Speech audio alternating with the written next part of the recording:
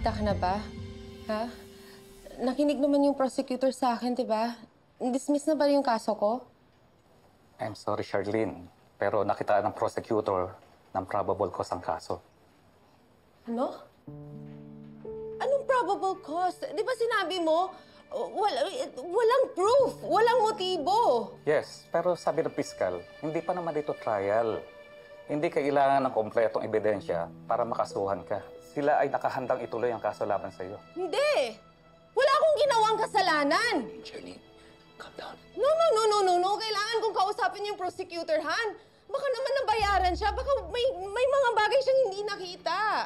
I'm sorry, Shirley, pero nagbaba na rin ng RTC ng schedule for transfer mo sa City Jail habang hinihintay ang arraignment.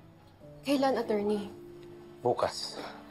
Ang sabi mo sa akin, walang makikitang probable cause. Bakit nagkakaganito? Wala naman akong ginawa. Charlene, relax. I need a new lawyer. Charlene. No. I need a new lawyer na siguradong sa pinagsasabi niya. Charlene, ano ba? Pinagtrabahuan na ni attorney yung kaso mo. And yet, mapupunta pa rin ako sa city jail? Ate, tama na. Nagiging emotional ka lang. No! Kailangan ko ng bagong lawyer. Yung kaya kong ipaglaban. Saka naman maghahanap ng bagong abogado. Sino kukunin mo? Lawyer, yes. Big time, no. Ikaw, kumusta ka na? Han, baka si Adrian. I can trust him. Nakita kasi namin ni Leilani si Charlene na may kasamang lalaki, si Adrian. Yung cabin crew na naging lawyer. Oo, siya nga. Tapos nung kinausap ni Leilani si Charlene para sabihin na nakita namin siya with Adrian, nagalit siya. At sabi niya, wag na wag daw namin sasabihin kahit kanino.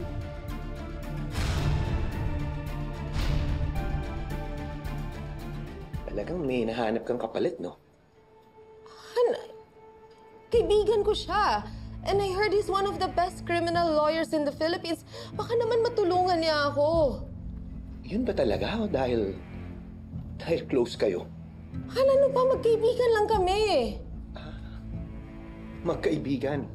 Kaya ba sinabihan mo si Leilani na huwag ipagsabi na nakita kayo magkasama ng Adrian? Oh, ano bang pinagsasabi mo? Kasi nga, ayaw mong malaman ng kahit na sino na nakikipagkita ka doon sa Adrian na yun. Baka naman yun din ang rason mo kung bakit mo nagawa to kay Leilani. How dare you pag-isipan mo ako ng ganyan? How dare you na even think na gagawin ko yan sa'yo? No, how dare you na paglihiman ako? Pero sige, buhay mo naman to, Charlene. Kunin mo kung sinong gusto mo. Bahala ka na. Raymond! Raymond, sandali! Raymond! Mag-usap tayo! Ang dumi-dumi ng isip niya. Kaya baka nagsiselos. Ito na ba talaga yung desisyon mo? May kailangan kong isipin ang sarili ko. Ang kaso ko. Naiintindihan ko, ate. O sige, ako nang bahala. Tatawagan ko si Kuya Raymond pag malamig na ulo niya. Kausapin mo siya.